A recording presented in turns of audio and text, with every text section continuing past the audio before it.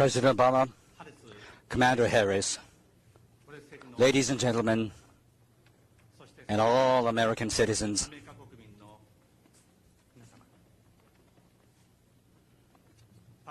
I stand here at Pearl Harbor as the Prime Minister of Japan.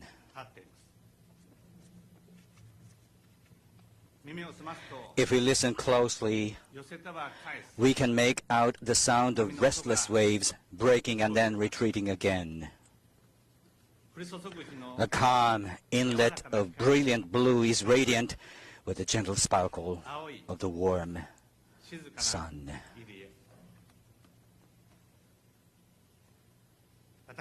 Behind me, a striking white form atop the azure is the USS Arizona Memorial. Together with President Obama, I paid a visit to that memorial, the resting place for many souls. It was a place which brought utter silence to me. Inscribed there are the names of the servicemen who lost their lives.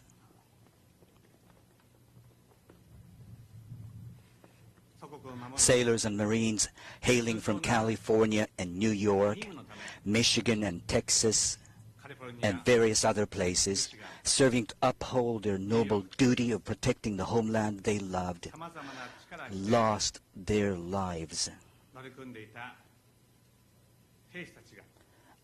Amidst searing flames that day when aerial bombing tore the USS Arizona in two.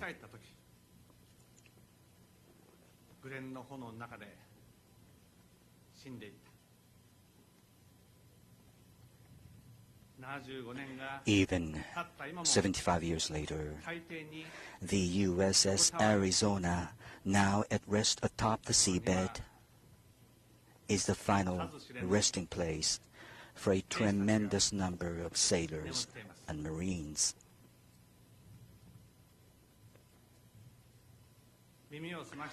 Listening again as I focus my senses, alongside the song of the breeze and the rumble of the rolling waves, I can almost discern the voices of those crewmen. Voices of lively conversations, upbeat and at ease on that day, on a Sunday morning. Voices of young servicemen talking to each other about their futures and dreams. Voices calling out the names of loved ones in their very final moments. Voices praying for the happiness of children still unborn. Each and every one of those servicemen had a mother and a father anxious about his safety.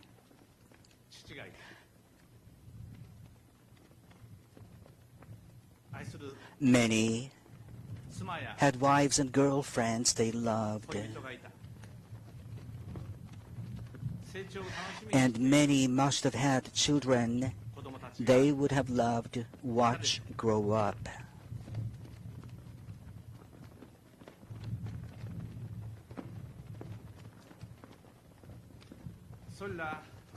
All of that was brought to an end.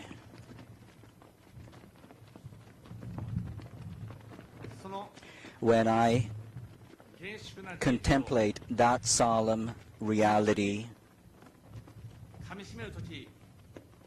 I am rendered entirely speechless. Rest in peace, precious souls of the fallen.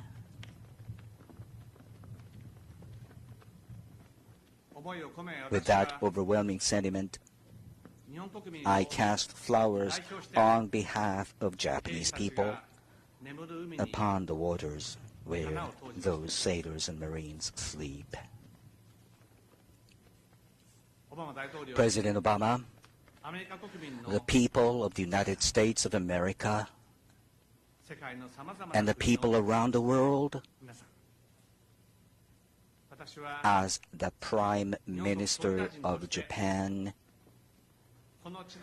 I offer my sincere and everlasting condolences to the souls of those who lost their lives here, as well as to the spirits of all the brave men and women whose lives were taken by a war that commenced in this very place, and also to the souls of the countless innocent people who became victims of the war.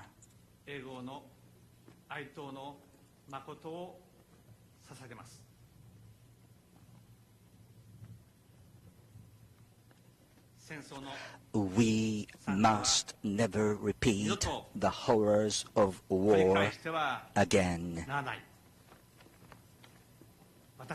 This is the solemn vow we, the people of Japan, have taken.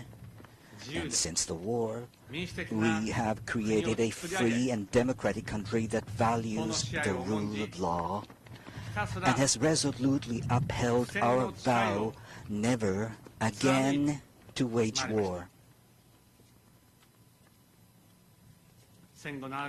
We, the people of Japan, will continue to uphold this unwavering principle while harboring quiet pride in the path we have walked as a peace-loving nation over these 70 years since the war ended.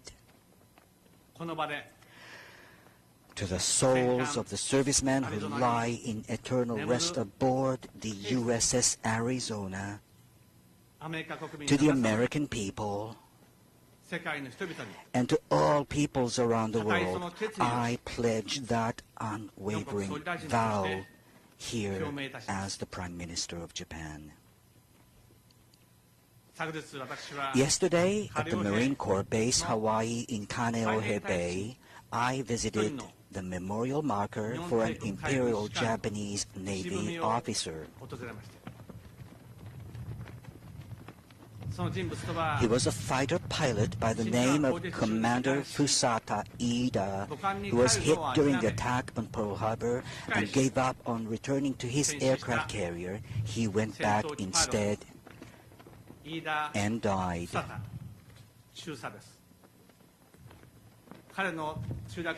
It was not Japanese who erected a marker at the site that Ida's fighter plane crashed.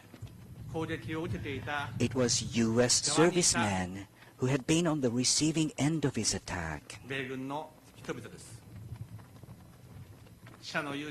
Applauding the bravery of the dead pilot, they erected this stone marker. On the marker, his rank at that time is inscribed Lieutenant, Imperial Japanese Navy, showing the respect toward a serviceman who gave his life for his country. The brave respect the brave.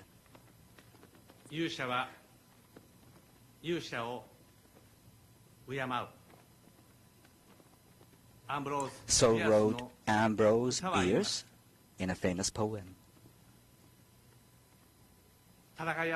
Showing respect even to an enemy they fought against, trying to understand even an enemy that they hated. Therein lies the spirit of tolerance embraced by the American people. When the war ended, and Japan was a nation in burnt-out ruins as far as the eye could